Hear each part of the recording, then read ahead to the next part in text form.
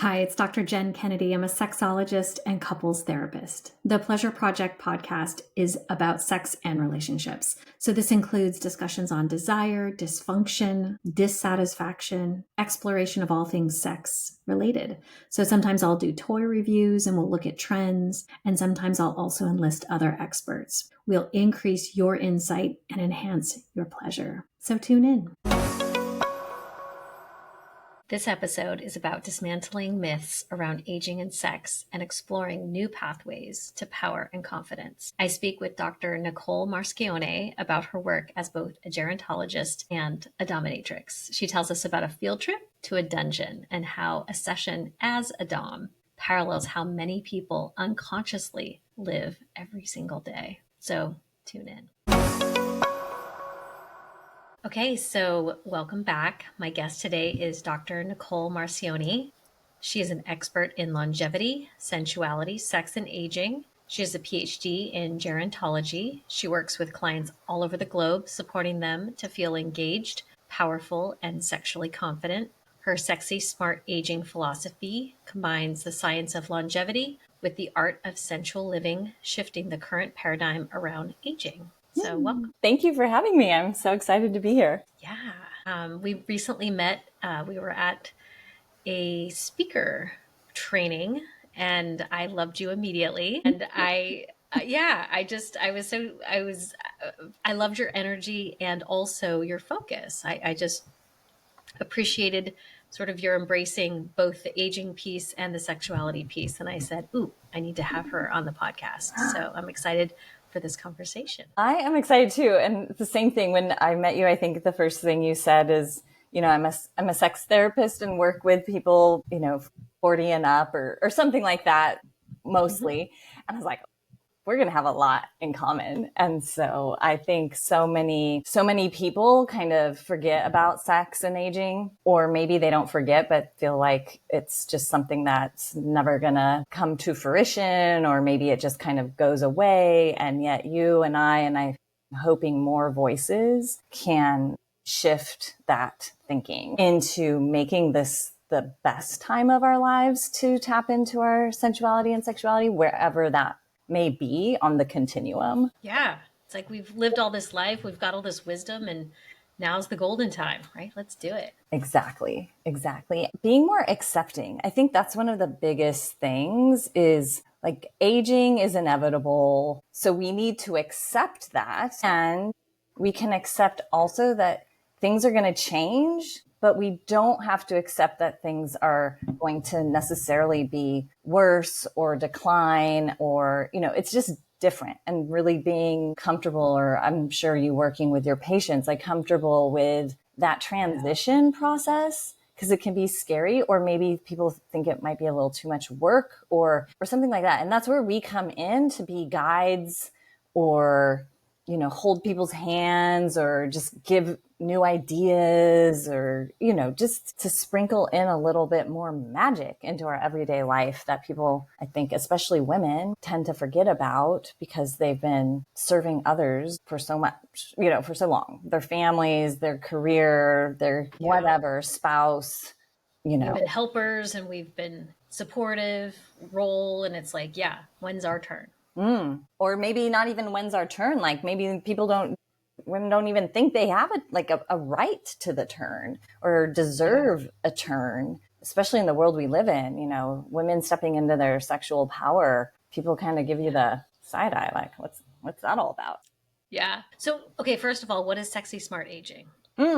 So when I first got out of my PhD program, which was all about the aging over the lifespan, gerontology, and I was focusing on longevity in general, kind of, the usual movement, nutrition, sleep, stress, ad nauseum. Like we've all been told we need to move more and eat better. But what I was finding is like, no matter how much yoga you do, or how much meditation and you say, or how many green juices you drink, like if you're not happy or feel good in your body, like physically, literally yourself, and if you've been ignoring your truest desires for probably most of your life. Again, it doesn't matter all these other health things that you're doing, you're still going to feel a void or an emptiness or resentfulness or some sort of nagging. And usually that comes out in, being upset with your kids or your partner or your job or your boss or your team. And actually it's us turning inward and asking, like, what brings me pleasure? What are my desires? What is the magic I have to offer to myself? Like, I've been offering it to everyone else. What can I offer to myself? So that kind of made me shift in my coaching from the usual exercise, nutrition type stuff to looking more into how do we tap into our sensuality? How do we learn to listen to our intuition? And then how do we start seeing ourselves as really sexual beings, even in midlife? And that doesn't mean, you have to be out or like have orgasms every night or day or morning, or, if you do, that's fantastic. But just stepping into that energy, because when a woman can harness that, then all of a sudden our energy just shifts when we know what that eros or sexual energy is. And so that's where I was explaining this to a friend once, and she goes, "Oh, it sounds like it's like sexy smart." Like, and then that was the other thing, because a lot of doctors will who go into sex work, sex therapy, whatever, kind of leave behind the sciencey part of it and just kind of get into the sexiness of it. And I didn't want to do that either. Like, I worked really hard to get my PhD. And so sure, of course. when she said, sexy smart, those two together, I was like, oh my gosh, yes, sexy smart aging. No one's talking about all of that together, or maybe not no one, but very few people. And so that's when I thought, I want to blend the science of longevity, which is like the hot topic on trend, but I've been in the field for a very long time, but with the art of sensual living. Because if it's just all the science, it's really boring. But if it's all just the sexy stuff, it's not boring, but maybe it's not as useful, or we want. Well, yeah, and it's like we're not just trying to not age, right? Everybody's kind of in this place of like, we're aging, but how do we do this well, and how do we do it in a way that feels good, right? I've got all these vibrant people who are in their 50s and 60s coming to see me, and they're trying to live their best life. They're not just trying to get through. No, exactly. Right? It's a lot of high quality and wanting to have good sex lives, good quality lives in general. Yeah. I think, well, two things that come to mind is, one, I hate the phrase aging gracefully. Like, ballerinas are graceful. Like, I want us to age optimally, boldly, like full of like just audacity, forget the gracefulness.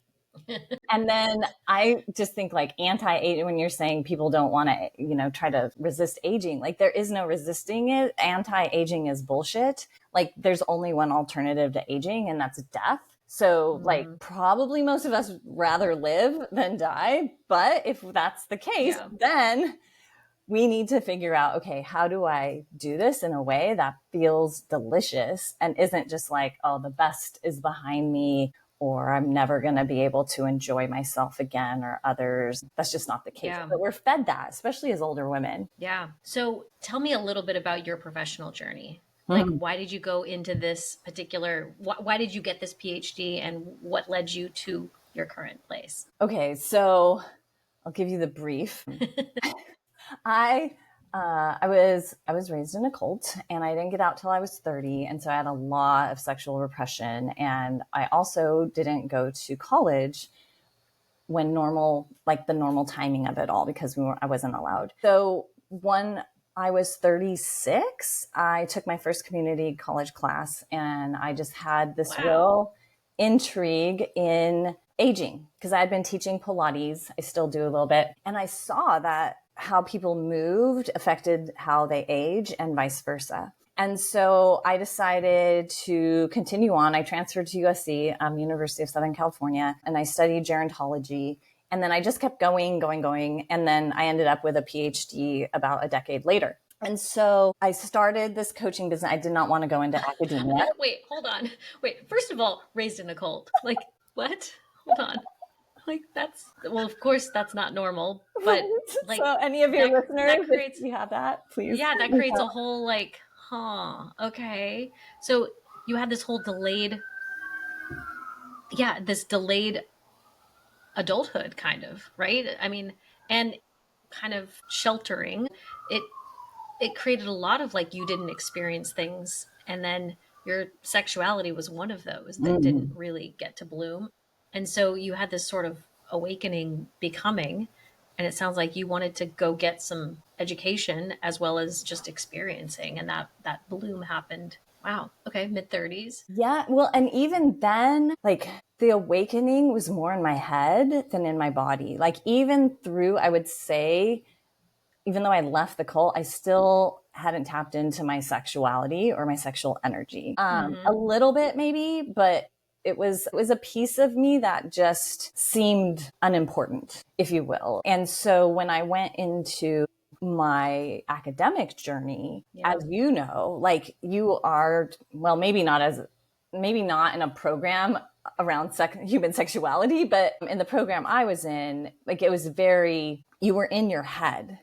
There was no feeling about anything. You were getting your PhD and you were studying evidence and science. And so it was almost a continuation of sexual suppression, but in a different way. Wow. And Interesting. yeah. And so it wasn't until I got out of that and realized it was pretty recent, a few years ago, I decided to take a sexual wellness certification course. It was 6 months long. And it was mostly for me to help my clients, but you know how it always is. It like helps ourselves. And Therapy is always so, about self too. Yeah. It's exactly. about both. Yeah. And so I realized, like, wow, I had a lot of work to do around my own embodiment and sensuality. And I had realized, like, I had a lot of, well, and I'll just say this because who knows, it might help your listeners. Like, I was in a relationship for 15 years. It was emotionally abusive, and I had a lot of pain with sex. So I didn't like sex, but I was doing it. But like, I went to Sure. doctors, PTs, like all the professionals, and everyone was like, nothing's wrong with you. I mean, obviously you're feeling pain, but there's no like structural things. There's no tumors.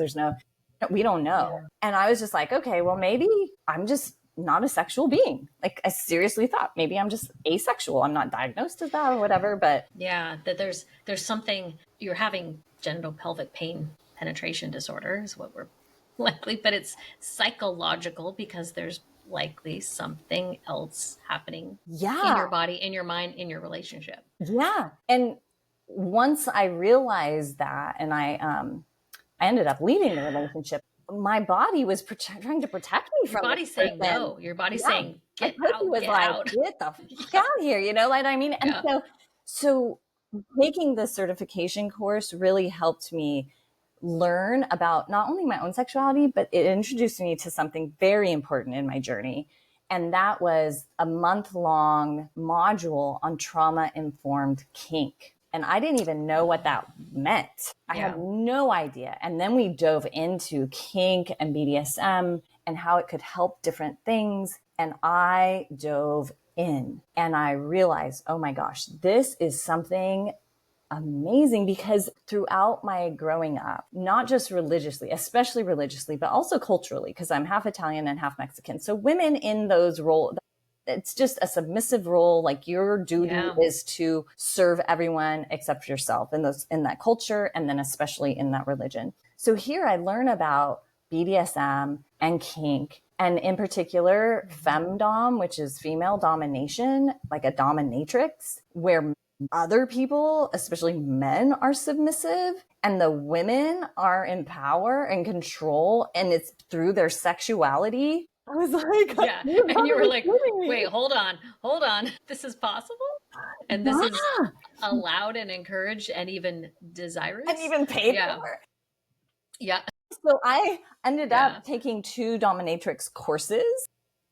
And Hmm. now I use a lot of that in my coaching of women. And Hmm. I'm not saying it's the only way, but it is one way that I feel like is not being talked about. And so Yeah. now I really, if you look at my social media, like, I want this to be demarginalized. I don't want it to be taboo. I want us to talk about how, being tied up or blindfolded or spanked can actually be a lot of fun, and not just fun, but healing, because I had a lot of physical abuse when I was young. I was beaten by a belt, and like, I was always afraid of getting spanked, and now I love it. Yeah, right? It's like because it's the frame is different and Mm-hmm. because there's consent and there's pain can actually be pleasurable when it's when there's buy-in and when there's sometimes a positive association with it. But Yeah. yeah, And when it's there's so different. control over it. And so what Yeah. I found out, to circle back, like you asked me about my journey and we started way back, but professionally, that's where I am now with coaching mostly women, but I work with men too, around how to not just tap into their own bodies, but also be playful and have fun and redefine what sex means as we age, and that it doesn't have to focus on the genitals. It doesn't have to focus on orgasm. Like, it can end up there, but those aren't the only things. And the different ways to bring in that novelty, and to let everyone know, don't worry, I'm not asexual. Like, I have great sex now. And I was just like, what is this Hmm. body? Like, I didn't even realize this body could be, so capable of so many things. And it's just been a really fun, exciting journey. And I just want this for everybody. Yeah. It's so interesting too. It's like, I mean, this isn't like a job, right? Like, let me apply for coaching you as an older person, in your journey of figuring this out. And I'm a, gerontologist who also sometimes functions as a dominatrix. It's like, wait, what? Talk about like write your own job description. Exactly. Well, I only had one. So I'm 50. I just turned 50 in June. And I've only had one corporate job and I lasted 10 months. So that probably tells you something about. Yeah, yeah. This is not where you belong. It's incredible though, like this. And I remember you saying that you were doing a dungeon field trip, and I was like, wait, what? What? Can I go on that? What does that mean? What So does that involve? Tell me more about that. okay, so I call them, so I have something in my eye. I call them kinky field trips. And like 2 years ago, someone told me I should be doing this. And I was just like, nah, no one's interested. Okay, when I went to the dungeon for my first time, first couple times, I went by myself because I was just super interested. I live in LA, so there's a few of them and there's events. And I just wanted to go by myself. I didn't want to have the weight or judgment of anyone else with me, whether Yeah. that was like a partner or a friend or whatever. So I just go. And that, what I realized is that's kind of my personality. And I just thought everyone, if they were interested in going to a dungeon, would just pop into the nearest dungeon. And so I had friends, they like, there's no way I would go by myself. And these were friends that were very open and adventurous. And, I would never expect them to feel intimidated or shy to step into a dungeon. So finally, I I, would feel some trepidation going to a dungeon. I will admit that. I'm intrigued, but I would like for you to take me there. I and don't that think is, I'd want to go by and Dr. myself. Jenn, that is normal. I'll just let you know I'm like the outlier here. And so I ended up putting it out there to some people. And there's a dungeon in LA that offers events that are basically for new people called a taster event. There's like over here, there's a flogging station over here, there's a spanking station over there, there's a rope or tying station where you learn how to either tie someone Mhm. up or be tied up. And it's a really easy entry point. It's not scary. There's people in regular clothes. No one's like doing insane things in the dark corner. Like, it's a very tame, if you will, dungeon event. And so yeah, I brought 6 people and it was so much fun. And the ages were from 35 to 78. And the woman God, I who was love it. 78 had an amazing time. And she also had some really big revelations around herself, which I'm not going to go Yeah. into the details,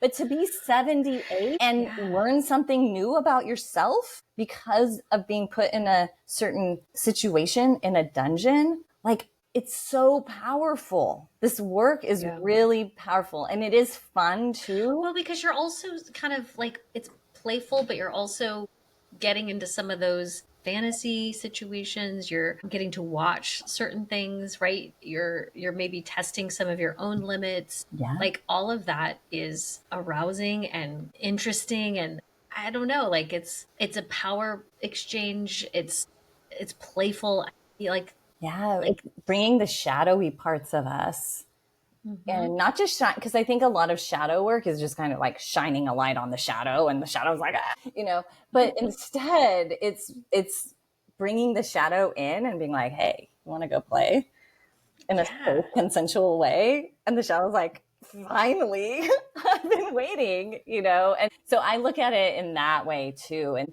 very few, and I'm sure you can speak to this much more deeply as a trained therapist than I could ever, but I feel like when we do self-development work or when we're in therapy or these places, they can go really deep, but it gets kind of dark and heavy. And there's that in the dungeon, but there's this lightness around it too. Like when you are in a scene with someone, you call it play. You're like, do you want to play? And so I wish more people could combine this depth of work, of this shadow work, of the pieces of us we don't want to be seen, and actually bring it in playfully and having fun, as opposed to being like, and I speak from experience because I had a lot of shame and a lot of heaviness around how I grew up. And Yeah. it was always this thing like I was looking at and working with, but it was like, oh, when's this gonna go Yeah. away?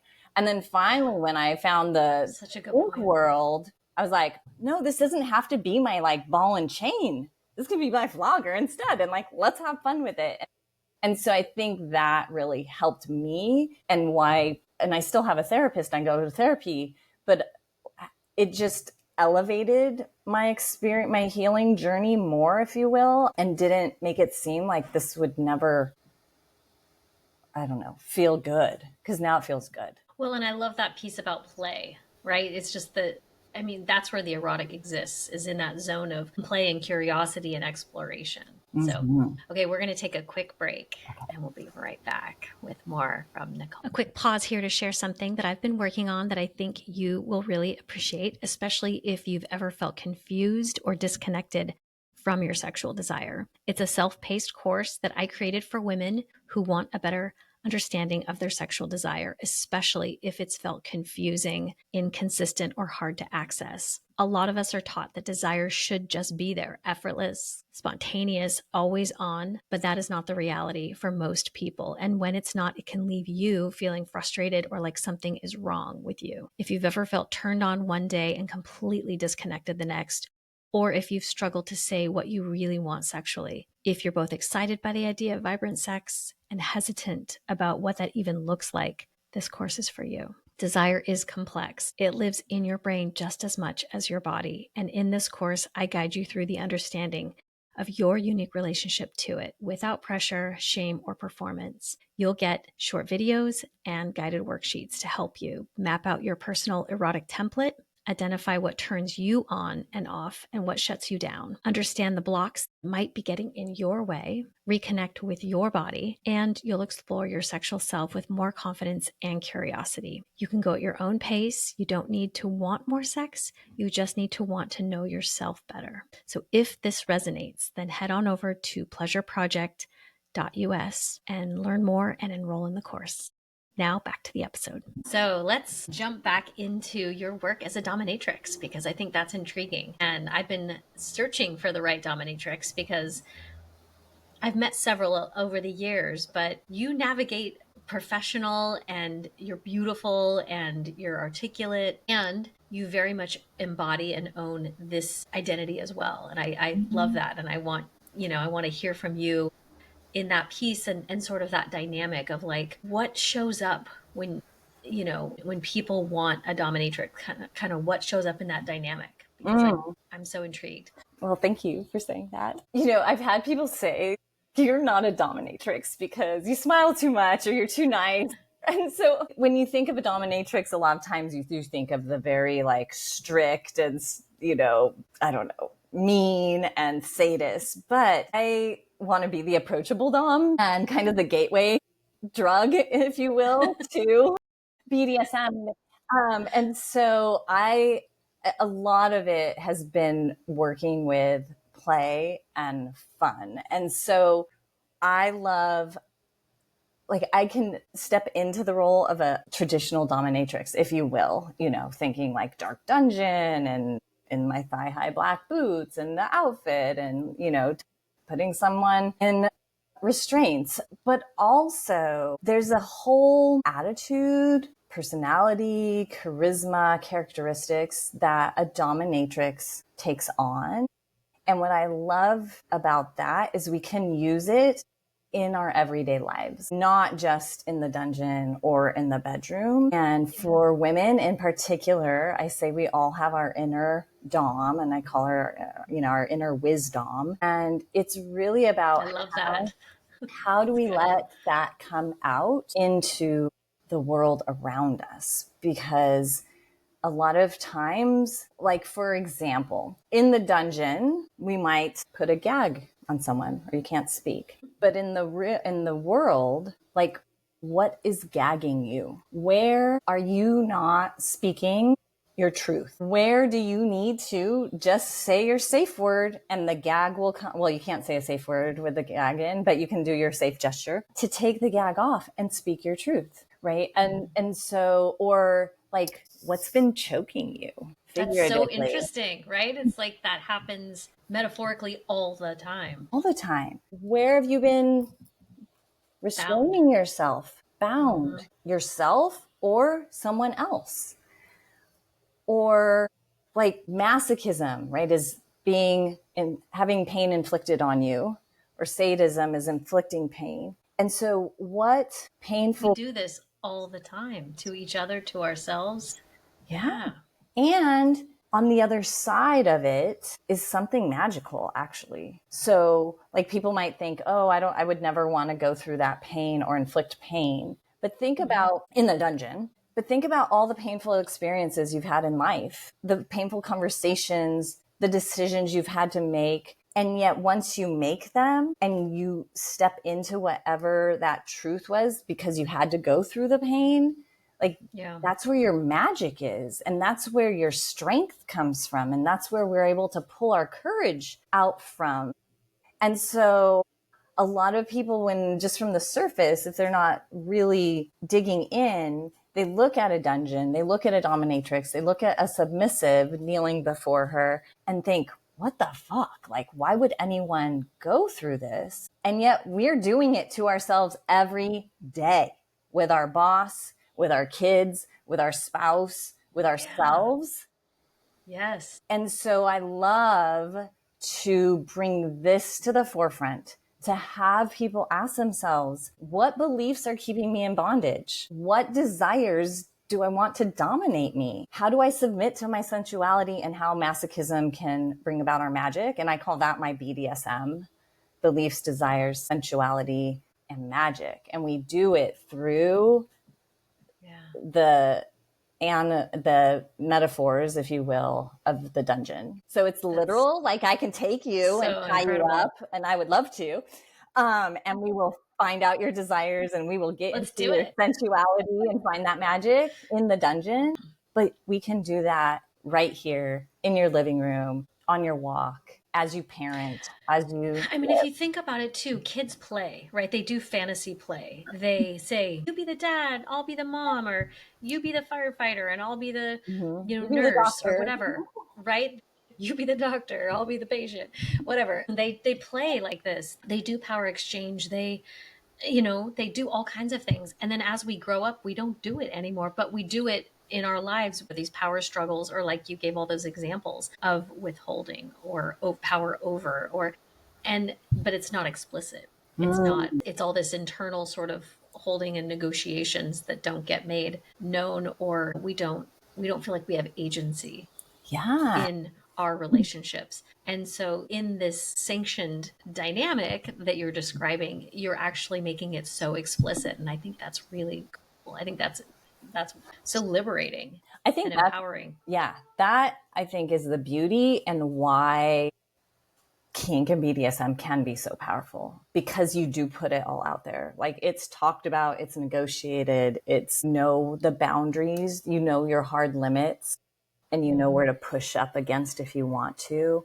And there's trust built up and all of these things. in the literal way, but also when you do this work as self-development, you can also see like, what are my hard limits? What are my standards? Like, what is the baseline? What are the bases that are my minimums? And then what are my maximums? And how do I want to go to that maximum place and push against those edges? Or am I kind of comfortable? Or do I want to push my comfort level? So yeah, there's just so many ways to take it. And I think I don't work with couples or in relationships. I think it's really, Yeah. with my work, it's important that someone does this individual, like it's an individualized work. And then later, if they want to bring someone into that, then that's fine.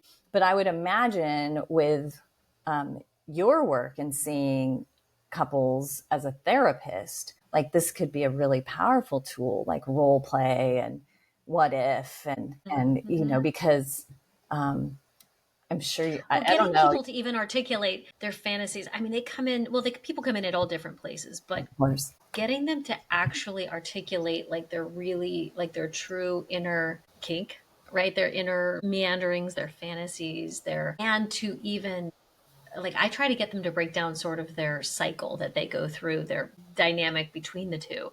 And when they can kind of unpack that, then we can disrupt it and do something different. But what you're describing, right? What they do in the world with their bound or their, how they're gagged or how they're whatever. And if we can get them to see that between them, it's so interesting because oftentimes they are participating in their own pain. They Mm. are perpetuating their own holding and their own, suffering. Yeah, we're And our own so, sadist and a masochist. Like we play yes, both parts sometimes simultaneously. Yeah, and there's such a vulnerability, I think, in admitting or acknowledging what those fantasies or desires may be. And so to be able to do that on an individual basis, and then once a person is more comfortable with even just being accepting, like, oh, I own this, then perhaps then maybe it's a little bit easier to bring it to a partner because it's not just the fantasy or the desire. Like someone's been sitting with it and thinking, okay, well, what does this mean? And when did this yeah, start? And maybe what were the circumstances around it? And that's why a lot of people will go to a professional dominatrix for a session. It's not just about the sexuality of it. It is about having someone who's not going to judge you, who's going to bring about this fantasy so that you can bring it into the light and dissipate the shame, right? Brene Brown says shame can't exist in the light or something like that. And so I highly encourage people to definitely get a therapist and stick with your therapist. And if you can, have a session. It doesn't have to be extremely torturous. It might just be this Dom asking, like, what do you want? Tell me your desires, like demanding it of this person kneeling before them, blindfolded, gagged, whatever it is. You discuss, you negotiate your boundaries and limits ahead of time. So it's very safe. But just being able to be in that position and divulge everything that you've been holding and feeling bad about maybe or embarrassed about, and you're able to get this out in the or open. yep, It's just be able to lay it all it's out. like It's like there's huge something really catharsis. freeing about that. Yeah. And this So person's not going to judge you about it, right? They've seen everything. how does the gerontology weave into this? So I just think, well, I'm sure if I went back to my alma mater, they'd be like, what the fuck are you doing to go with your gerontology degree? Because it has to. I mean, that's a lot of study to not factor in. I'm Yeah. sure it does. I think a lot of it had to do with just, we see so much anti-aging rhetoric and women being put out to pasture or not feeling seen or not feeling appreciated, or just because now we can't reproduce, we don't have any use. And it's not true. And I think a lot of women, when they finally hit a certain age, the kids are gone. Maybe they're almost in retirement, or at least they've like hit a place in their career where they're in a steady spot.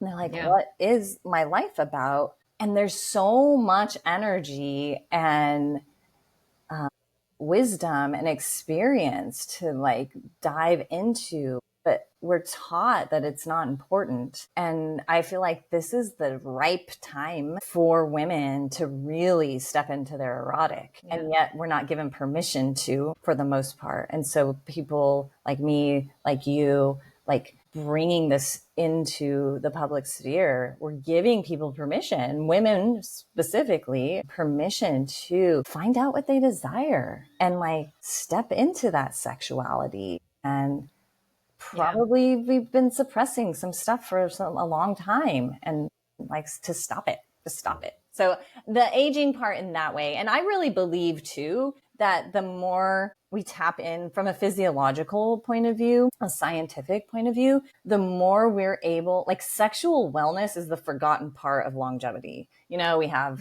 mental wellness, we have fitness and creatine and nutrition, and all of it, nutrition and sleep and all of these things. And no one's talking about like pleasure and tapping into that. But I think the more we keep that part of us alive, like evolutionarily, like our DNA, our cells are like, hey, we're ready to go. Let's make babies, even though we're not going to make any. But like that science part, keeping us alive, because that is just as important.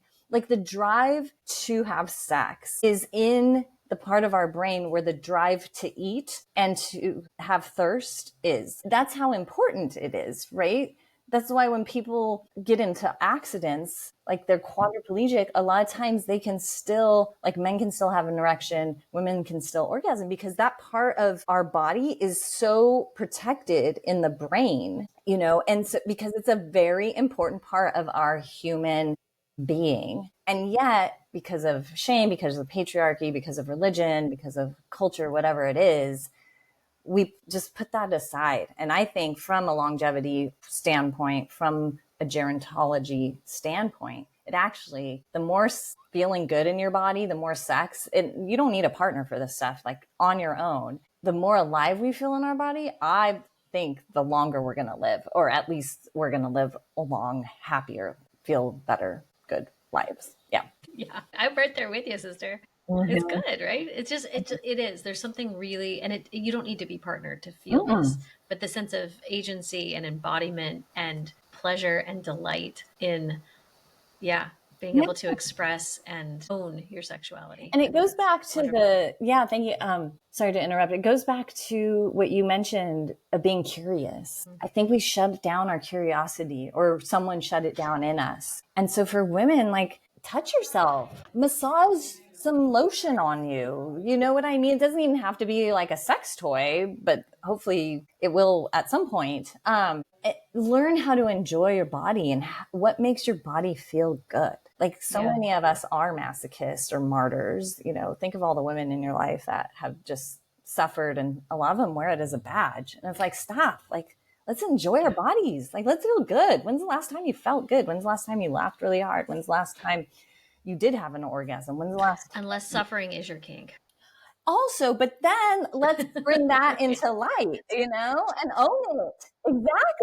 Exactly. Like, I'm all about, like, if that's your kink, okay, let's make you suffer. But know that that's what you want. And that's what brings you pleasure, as opposed to not owning that. Because a woman in her sexual power, a woman in her pleasure, a woman in her agency is a very magnetic, dangerous, revolutionary, radical thing. And I think we both want to see more of that in the world. Yes, please. Well, this has been wonderful. Thank you so, so much. Thank you for having me. Let's see. Okay. So what do you have coming up? Anything that we need to know about?